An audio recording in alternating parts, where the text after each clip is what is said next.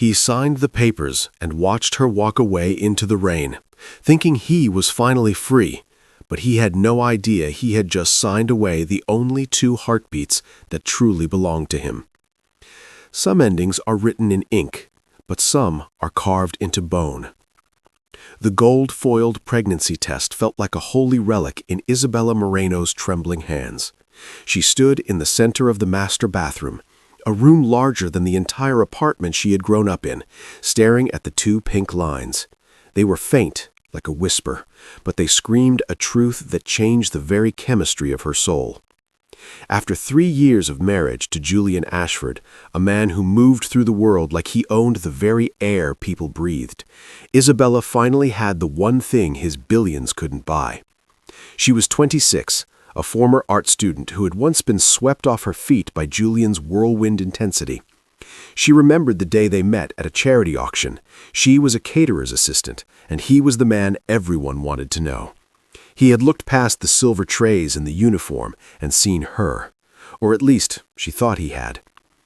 Tonight was supposed to be the coronation of their life together.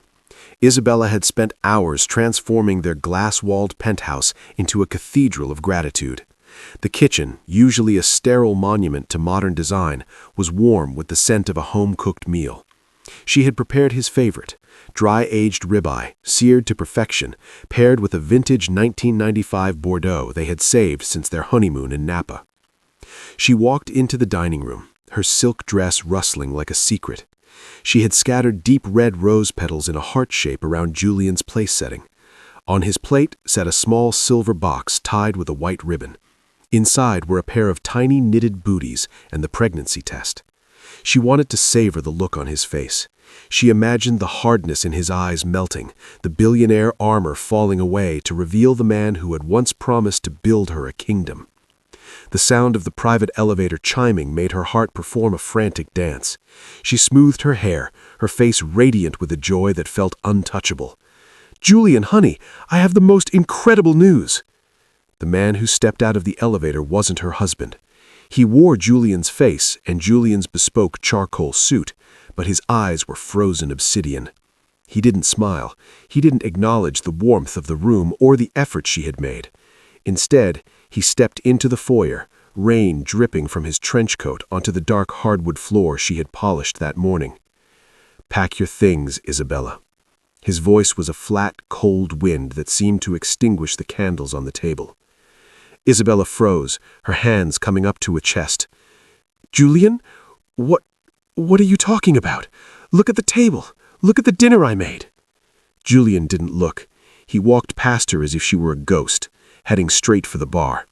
He poured a finger of expensive scotch and swallowed it in one jagged motion. He didn't even take off his coat. "I want you out of here by tomorrow morning," he said, turning to look at her finally. There was no love in his gaze. There wasn't even anger. There was only a profound clinical disgust. "This charade is over, Isabella.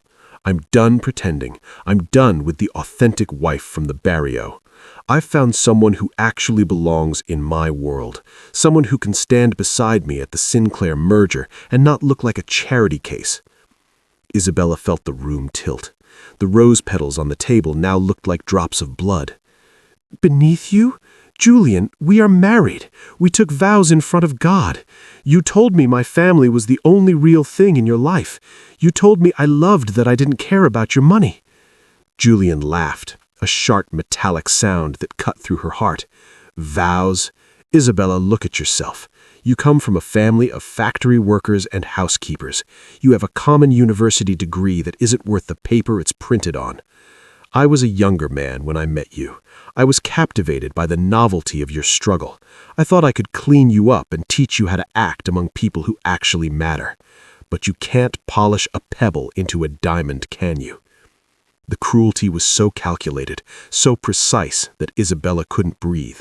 She sank onto the king-sized bed, the bed where he had whispered promises about their future just nights before.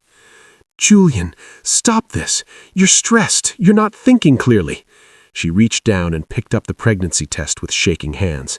"I'm pregnant. We're going to have a baby, a son or a daughter, our child." A flicker of something crossed his face. Surprise, perhaps, but it was gone in a heartbeat, replaced with a sneer. "Not my problem," he barked. "Not your problem?" She stood up, her voice rising in desperation. "This is your blood. This is the family we talked about." "Is it?" Julian stepped towards her, his presence looming and predatory. "With your background, Marcus warned me that women like you always have a neighborhood friend on the side. I seriously doubt that child is mine. You probably realized the divorce was coming and got knocked up with some loser from your old block just to try and tether me to a payout." The accusation was a physical mutilation of her character. Isabella stood frozen, the pregnancy test clutched to her chest as if it could shield her from his words. How could you even say that?" "Because I'm being honest for the first time in years," Julian said, zipping a leather suitcase with violent finality. "I don't want a child with you. I don't want any reminder of the biggest mistake I ever made, which was thinking you were worth my time. You're nothing to me now, Isabella. You always were nothing, and you always will be." He grabbed the suitcase and walked towards the elevator. He didn't look back at her crumpled form on the bed. He didn't look at the dinner that was now cold. "Wait!" she screamed, but the doors were already closing. The door to the private elevator shut with a hiss that sounded like a final breath. Seconds later, she heard the heavy frame of their wedding photo fall from the foyer wall. The glass shattered across the floor in 1,000 glittering pieces. Isabella collapsed beside the broken frame, clutching the pregnancy test to her heart as sobs racked her body. Outside, thunder rolled across the city, and the November rain grew heavier, drumming against the glass walls of the penthouse. The heart made of rose petals remained on the table, a mocking reminder of the dreams that had just been murdered. She was 26, pregnant and abandoned by the man who called her nothing. But as she sat in the wreckage of her marriage, a tiny, fierce spark began to glow in the center of her grief. Julian Ashford thought he had discarded a burden. He didn't realize he had just provided the fire Isabella needed to build a world he would one day beg to enter.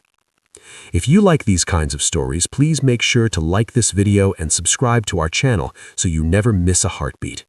Also, we are so curious, where in the world are you joining us from today? Please drop a comment with your city or country below. We love seeing how far our beautiful family reaches. The strongest steel is forged in the hottest fire. Loneliness does not arrive with a fanfare or a shout. It moves in quietly, one empty hour at a time, until the silence of a room becomes a physical weight against the eardrums. 4 months after Julian Ashford had watched the elevator doors close on his marriage, Isabella Moreno stood in a bathroom so small she could touch both walls at once. The mirror was cracked, a jagged line running through her reflection like a scar, and the air smelled of industrial soap and the damp, metallic scent of a Chicago winter. She hardly recognized the woman staring back at her. The vibrant, glowing girl who had once spent her mornings painting in a sun-drenched studio was gone. In her place was a woman with dark circles etched beneath eyes that had forgotten how to dream. Her maternity clothes, a collection of thrift store finds and hand-me-downs from her sister, Carmen, hung loosely on a frame that had grown frail despite the heavy life growing within her. Julian's divorce had been a surgical strike. His team of expensive lawyers, men who looked at human lives as entries on a spreadsheet, had successfully argued that Isabella was entitled to nothing. The penthouse, the cars, the investments, all were shielded by a post-nuptial agreement he had pressured her to sign during a romantic getaway, telling her it was a mere formality for his board of directors. She had signed it with a smile, trusting the man who held her hand. She had walked away with a single suitcase and a heart that felt like it had been turned to ash. The apartment she now called home was located in a part of the city where the streetlights were usually shot out by midnight. It was a single-room studio above a noisy laundromat. The windows rattled whenever a truck passed, a constant rhythmic trembling that reminded her how unsteady her world had become. Her bed was a mattress on the floor, and her kitchen was a single hot plate. "I'm sorry, little ones," Isabella whispered, her hand resting on the firm swell of her belly. By now, she knew there were two of them. 2 heartbeats, 2 secrets, 2 reasons to keep breathing when the world told her to stop. I know this isn't the kingdom I promised, but I am going to be somebody. I promise you, your mama is not nothing. To keep that promise, Isabella lived a life of relentless, back-breaking motion. She worked 3 jobs, her body a machine fueled by desperation and maternal love. From 11 p.m. to 5 a.m., she cleaned the very office buildings Dominic's firm developed, a cruel irony that wasn't lost on her as she scrubbed the marble floors of boardrooms where men decided the fate of the city. At noon, she waitressed through the lunch rush at a greasy diner, her swollen ankles throbbing under the weight of heavy trays. In the evenings, she sat on her mattress, her eyes straining under a single dim bulb as she sewed labels onto discount garments for a local tailor. Her hands, once soft and stained with paint, were now raw and calloused. Her back was a constant searing ache, but every penny was a brick in the wall she was building to protect her children. A sharp, rhythmic pounding at her door broke her thoughts. It was Mrs. Gable, the landlord, a woman who viewed empathy as a personal weakness. "Rent is 4 days late, Moreno," the woman shouted through the thin wood. "I'm not running a charity for women who get themselves knocked up by men who don't want 'em." Isabella opened the door, her spine straight, her dignity the only armor she had left. "I'll have the rest by Friday, Mrs. Gable. I've taken on double shifts at the Meridian complex." "Friday, or your mattress is on the sidewalk," Gable spat, her eyes flickering with a moment of pity that she quickly extinguished. 2 months later, the debt Isabella owed to her own body finally came due. She was scrubbing the floors of the executive washroom on the 20th floor of the Meridian building, a place of granite and gold, a place designed for people who never had to worry about the cost of a gallon of milk. Suddenly, a pain like lightning tore through her lower back, wrapping around her abdomen with the force of a tightening vice. "No," she gasped, her hands gripping the edge of a cold marble sink. "Not yet. You're only 34 weeks. Please, not yet." But the twins were done waiting for a father who didn't exist. They were ready to meet the mother who had fought for them in the dark. "Carmen, the babies. They're coming. I'm at the Meridian." The ride to County General Hospital was a blur of sirens and rain.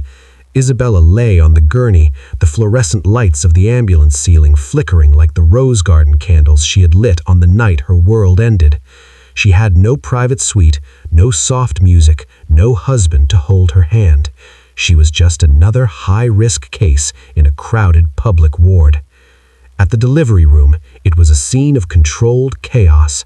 "Twins!" a doctor shouted over the din. "Both in distress. We need to move now." At 3:47 a.m., Matteo Gabriel was born, his cry a defiant, angry roar that seemed to challenge the very walls of the hospital. 2 minutes later, Santiago Rafael followed, quieter, his dark eyes, so much like Julian's, taking in the world with a solemn intensity. When the nurse finally placed them in Isabella's arms, the crushing weight of the last 9 months seemed to evaporate. They were tiny, barely 5 pounds each, their skin like translucent silk. But as Matteo's small hand gripped her thumb and Santiago let out a soft sigh against her chest, Isabella felt a power surge through her that she had never known. "They have his jaw," Carmen whispered, looking at the newborns. "No," Isabella said, her voice a rasp of cold steel. "They have my heart. They don't have a father, Carmen. They have a mother who is going to build them an empire from the scrap metal he left behind." The first 3 weeks were a fever dream of exhaustion. Isabella slept in 30-minute increments, her body aching from the trauma of birth. She couldn't afford a single day of maternity leave. Within 10 days, she was back to her cleaning jobs, her body screaming in protest. She had no choice. She strapped the twins to her chest in second-hand carriers, the rhythm of her scrubbing brush acting as a lullaby for the 2 small boys who slept against her heart while she cleaned the offices of the elite. One night, at 2 a.m., she sat on the floor of her studio apartment, a baby in each arm, sobbing from sheer depletion. The landlord had threatened them again, the hot plate had broken, and she had only $10 left in her purse. "I can't do it," she whispered into the dark. "Julian was right. I am nothing. I can't save them." As if he heard her, Matteo stopped crying. He looked up at her, his dark eyes wide and focused.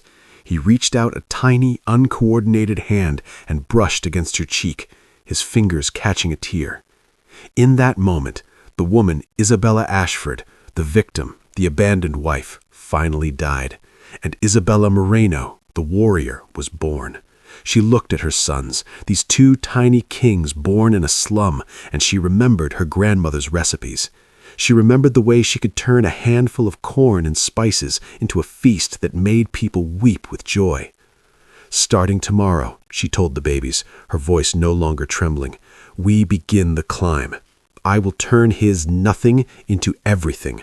And one day the Shadow King will realize that the only gold he ever truly possessed was the love he was too small to carry." Outside, the Chicago wind howled, but inside the small room, the air was warm with a new, dangerous purpose. Isabella Moreno was no longer hiding. She was preparing. Pride goes before destruction, and a haughty spirit before a fall.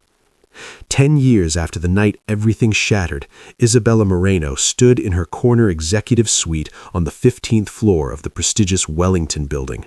The view through her floor-to-ceiling windows showcased a city she had once scrubbed on her hands and knees. The brass nameplate on her massive mahogany desk read, "Isabella Moreno, President and CEO." At 36, Isabella had transformed more than just her bank account. The uncertain, fragile young woman who had once tried desperately to fit into a world of glass and steel was gone. In her place stood a woman who moved with the quiet, dangerous grace of a leopard. She wore success not as a costume, but as a second skin. "Mrs. Moreno," her assistant Jennifer appeared in the doorway, holding a heavy, cream-colored envelope with an air of curiosity. "This just arrived, my special courier. He was wearing a tuxedo, if you can believe it. Very formal, very high society." Isabella didn't look up from her tablet immediately. "Set it on the desk, Jennifer, and remind me, I need to leave by 4:30 today. Matteo has his student council debate, and Santiago's short story is being read at the conservatory. I won't miss it for anything." "Of course, ma'am. They're the stars of St. Mary's, aren't they?" Jennifer smiled and retreated. Isabella reached for the envelope. The paper was thick, embossed, and smelled of expensive lilies, but it was the return address that made her heart stop for a single jarring beat. Mr. Julian Harrison Ashford. The name felt like a ghost breath against her neck. She hadn't heard from him in a decade. No support, no phone calls, not even a legal inquiry after the divorce was finalized.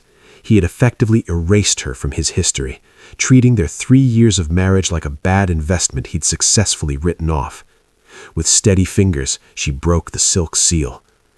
"Mr. Julian Harrison Ashford and Miss Stephanie Marie Williams request the honor of your presence at their wedding ceremony. Saturday, the 15th of June, the Grand Belmont Hotel."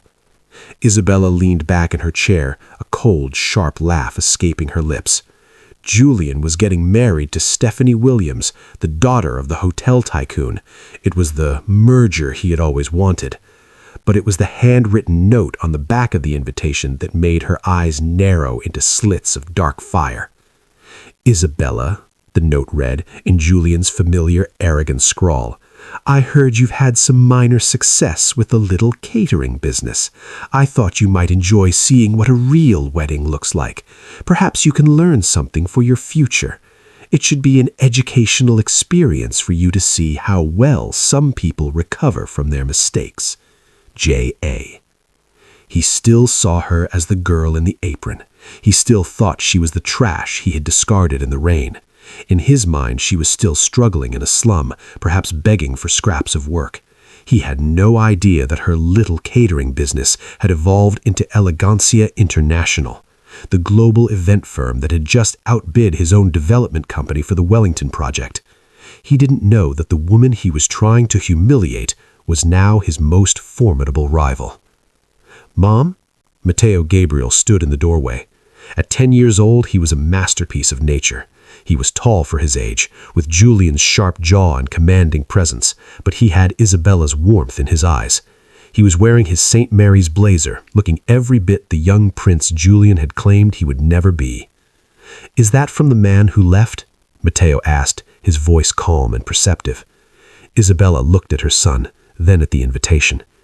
"It is, Matteo. He's having a party. He thinks I'm still the person he walked away from. He thinks we are nothing." Santiago joined his brother, leaning against the doorframe with a sketchbook in his hand. He was the quiet one, the artist, the one who saw the world in shades of meaning. "Are we going, Mom? Are we going to show him the truth?" Isabella stood up, her navy silk suit shimmering in the afternoon light. She felt a surge of protective fire. For 10 years, she had kept their existence a secret, not out of fear, but because Julian Ashford didn't deserve to know the names of the kings she was raising. But now he had invited the storm into his own house. He had requested a lesson, and Isabella was more than happy to provide one. "Yes, we're going," Isabella said, her voice a resonant melody of steel. "We aren't going as guests. We're going as the reckoning." The next 2 weeks were a study in calculated preparation. Isabella didn't just buy a dress, she commissioned a weapon. She went to her friend, a high-fashion designer, and asked for something that looked like the midnight sky, a gown of deep blue silk that flowed like liquid power. For the boys, she ordered bespoke tuxedos, tailored to perfection. "Mija, are you sure about this?" her sister Carmen asked as they sat in Isabella's beautiful suburban home the night before the wedding. "Dominic is a snake. He'll try to hurt you again." Isabella looked at her reflection in the full-length mirror. She didn't see a victim. She saw a CEO. She saw a mother. She saw a woman who had bled and crawled and climbed until she reached the summit. "He can't hurt a woman who no longer values his opinion, Carmen," Isabella said quietly. "He thinks he's the king of this city. He's about to find out that the woman he called nothing is the one who holds his future in her hands. He wanted to humiliate me at his wedding? Fine, I'll give him the most unforgettable wedding gift of his life." She walked into the boys' room to tuck them in. "Tomorrow, remember what I taught you," she whispered, kissing their foreheads. "You are not Ashfords. You are Morenos. You carry the blood of people who work, who love, and who never give up. Hold your heads high. You are the gold he was too poor to keep." As she turned out the lights, Isabella felt a deep, terrifying peace. The universe was finally bringing its accounts to be settled. The next 2 weeks were a study in calculated preparation. Isabella didn't just buy a dress, she commissioned a weapon. She went to her friend, a high-fashion designer, and asked for something that looked like the midnight sky, a gown of deep blue silk that flowed like liquid power. For the boys, she ordered bespoke tuxedos, tailored to perfection. "Mija, are you sure about this?" her sister Carmen asked as they sat in Isabella's beautiful suburban home the night before the wedding. "Dominic is a snake. He'll try to hurt you again." Isabella looked at her reflection in the full-length mirror. She didn't see a victim. She saw a CEO. She saw a mother. She saw a woman who had bled and crawled and climbed until she reached the summit. "He can't hurt a woman who no longer values his opinion, Carmen," Isabella said quietly. "He thinks he's the king of this city. He's about to find out that the woman he called nothing is the one who holds his future in her hands. He wanted to humiliate me at his wedding? Fine, I'll give him the most unforgettable wedding gift of his life." She walked into the boys' room to tuck them in. "Tomorrow, remember what I taught you," she whispered, kissing their foreheads. "You are not Ashfords. You are Morenos. You carry the blood of people who work, who love, and who never give up. Hold your heads high. You are the gold he was too poor to keep." As she turned out the lights, Isabella felt a deep, terrifying peace. The universe was finally bringing its accounts to be settled. Julian Ashford had built his life on a foundation of pride and lies. Tomorrow, the trash he discarded would walk through the front doors of the Grand Belmont, and his glass fortress would finally begin to crack. My beautiful family, this chapter is a reminder that the best response to cruelty is your own success. Never let someone else's definition of you become your reality. We are so grateful you are here with us on this journey. Before we move to the final, shocking conclusion in Chapter 5, we have a question for you. Have you ever had a moment where you proved someone wrong by simply being your best self? And we are so curious. Where are you watching from today? Please drop your city and country in the comments below. We love hearing from our family in every corner of the world. Now, let's go to the wedding. Revenge is a dish best served with grace, but karma is a storm that leaves nothing standing. The black town car pulled up to the Grand Belmont Hotel at precisely 7:15 p.m., fashionably late, exactly as Isabella had planned. Through the tinted glass, she could see the elegantly dressed guests mingling on the rose garden terrace, champagne glasses catching the golden light of the setting sun. It was the picture of high society perfection, a world where everyone was beautiful and every secret was buried deep under layers of silk and lies. "Are you ready, boys?" Isabella asked, checking her sons one final time. Matteo Gabriel sat straight in his seat, looking remarkably composed for a 10-year-old. "We're representing the Moreno family, Mom. We're ready." Santiago Rafael nodded solemnly, adjusting his bow tie in the mirror. "Let's go show them what everything looks like." Isabella stepped out of the car and the very air seemed to shift. The midnight blue Oscar de la Renta gown flowed around her like liquid obsidian, shimmering with thousands of hand-sewn crystals that caught the light with every step. She wasn't just a woman in a dress, she was a force of nature. On her neck sat a tiered luxury diamond necklace, a gift to herself for her 10th year of sobriety from the pain Julian had caused.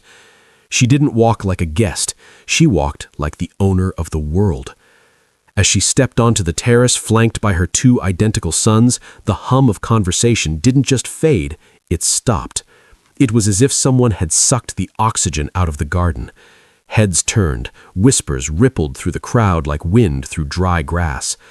"My goodness," a woman whispered, "is that Isabella Moreno, the CEO of Elegancia? And those boys, look at their faces. They look exactly like—" Isabella accepted a glass of champagne from a passing waiter, her eyes scanning the crowd with a practiced predatory ease. She spotted them, by the fountain, Julian Ashford and Stephanie Williams. Julian looked exactly as he had 10 years ago, polished, arrogant, and convinced of his immortality. Stephanie stood beside him in a white lace dress that cost more than a suburban house, looking like a porcelain doll designed for display. Isabella began her walk across the marble patio. The crowd parted before her like the Red Sea.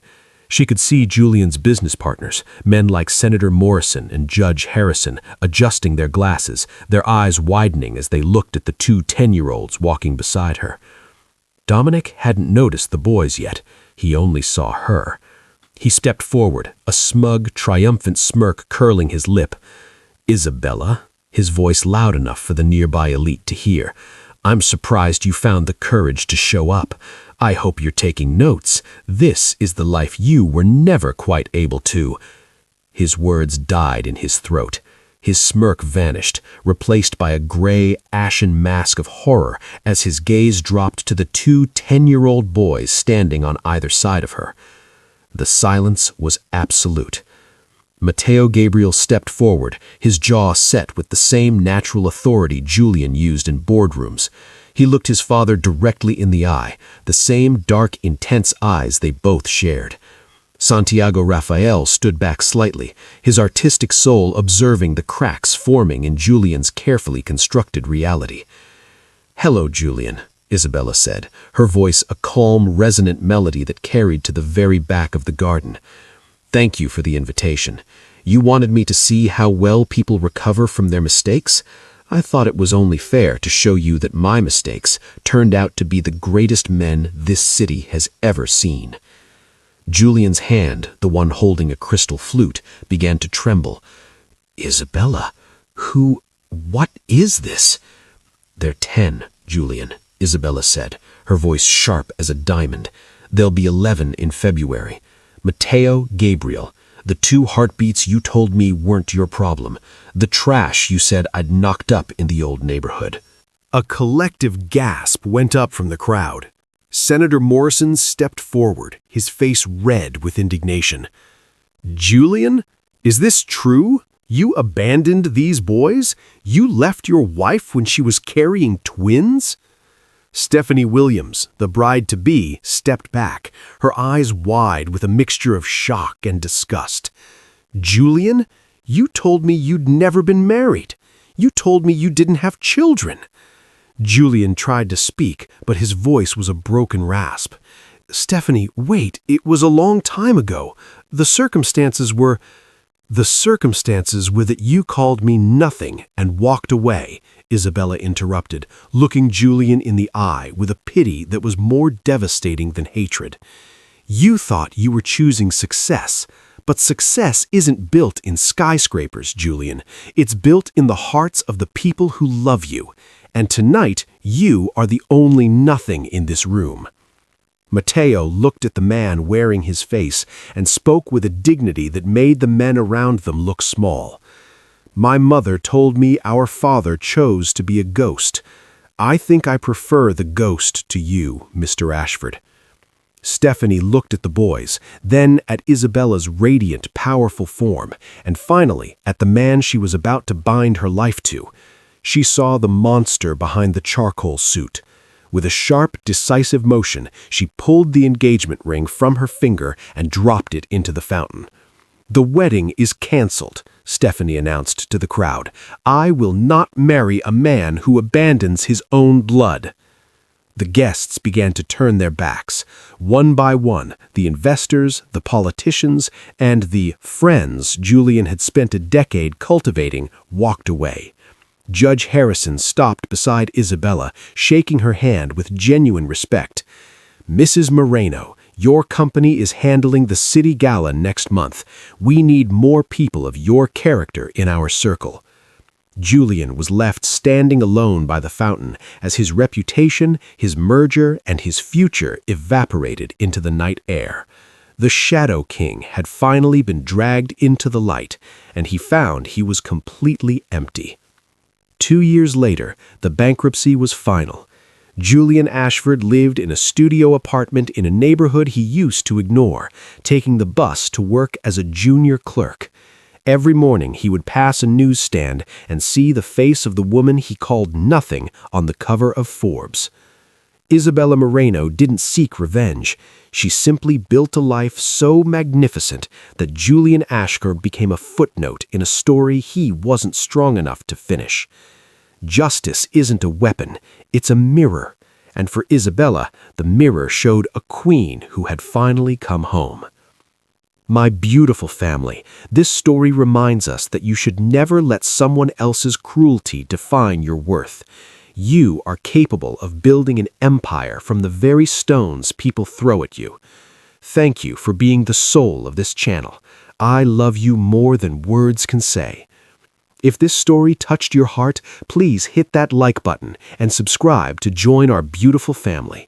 And we are so curious, where in the world are you watching from today? Please drop a comment with your city or country below. We read every single one and love seeing how far our love reaches. Until next time, one family, one love.